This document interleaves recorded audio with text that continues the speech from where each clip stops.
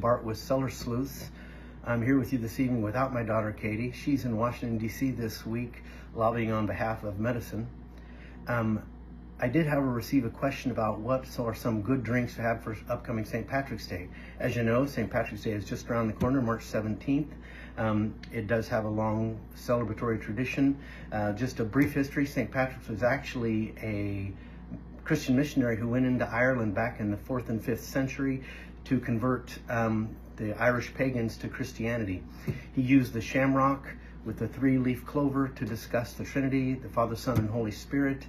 I think the color green became associated with him largely because of the green, lush Irish country. You know, it's called the Emerald Isle.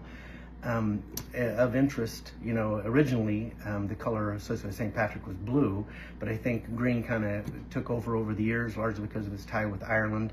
You'll frequently see St. Patrick in green, holding a staff or a cross and a clover in the other hand. The party started in the 1700s to celebrate all the work he had done in Ireland. Now it's moved to regular parades and culture of drinking in the evening. Very commonly, you'll be offered green beer. I had a lot of this in my youth, but there are better things now. Irish whiskey is what we plan to talk about today. It is generally believed that the Irish Celts may have been the very first peoples to produce a spirit from grain. At the time, they called it whiskaba, which stood for water of life or aqua vitae. The English found it difficult to say, so they anglicized it to whiskey, from whiskeba, and the term whiskey was born, and we've never let go of it since. I'm not sure if you know, but there are actually 4 types of Irish whiskey, and I want to talk about those today so you can be a more educated consumer when you show up at the bar in a couple of weeks. The first Irish whiskey I want to discuss is Tullamore Dew. This is a single malt Irish whiskey.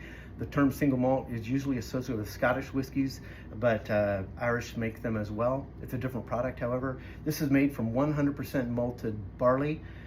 It's distilled in a pot still. Pot stills are the older stills. It's a large copper vat with a swan neck that comes out the top, and as you heat it or boil the liquid, the alcohol vaporizes, and in the pot still it takes lots of congeners, flavor particles, if you will, with it, and you get a richer, more tasteful product.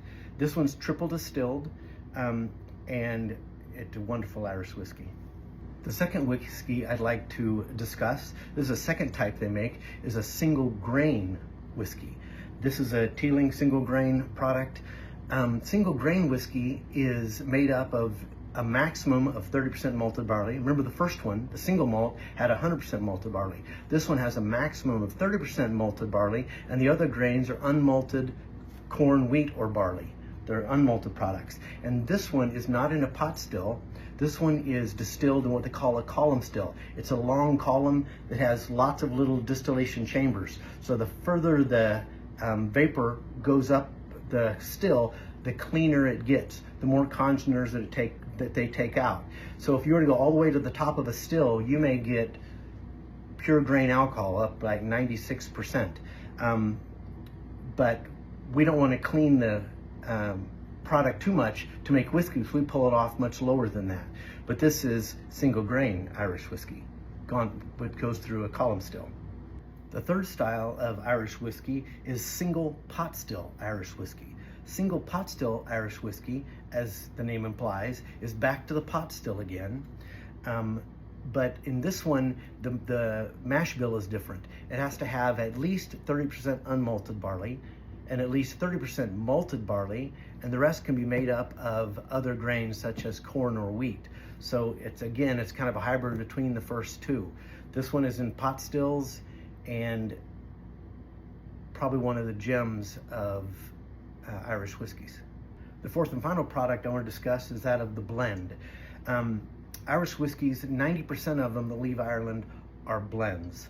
They're the ones that push the benefits of the blend. And what a blend is, it took our single malt, our single grain, and our single pot still whiskeys, and they blend them all together.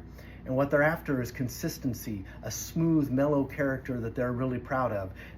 These whiskeys can come from different distilleries, different years, different finishing casks, but they'll blend them all together to put out a product like this that has a little bit of the other three together. The other three have to be made just like they're supposed to be made, and they're blended after the fact. This is what the Irish are probably most proud of, or at least over the last several hundred years. Irish whiskey is so popular largely for its smooth, light, clean character.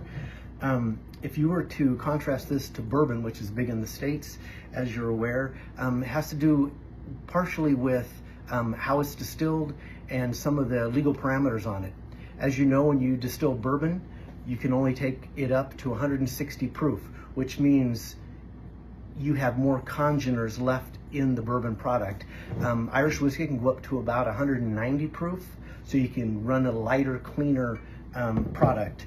You use the column still much more in Irish whiskey production than you do in Kentucky, which has a way of keeping it lighter and cleaner.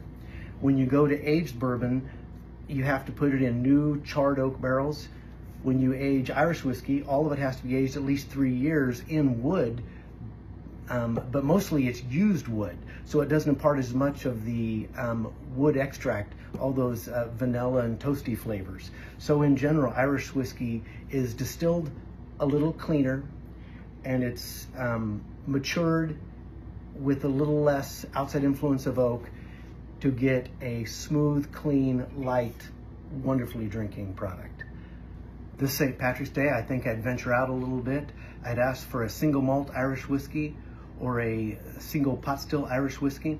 They tend to have a little more flavor. When it comes to the blends, they're the 10 to 20% of the blend, with the grain whiskey being the remainder, which keeps that clean flavor in the blends. If you want a little more flavor, not near the flavor you'll find in a bourbon, but they're absolutely wonderful. If you don't like having whiskey neat, there are many Irish cocktails. I just made up an Irish Maid. This one's very aromatic, flowery. It's considered a spirit-forward drink, but even if you're not a whiskey drinker, this will be loved by all. This is a real crowd pleaser. We'll put up the recipe on how to make them. If you want, we can get together and do a video. Maybe Kate and I'll make our favorite Irish mixed drinks in the next video. If not, happy St. Patrick's Day.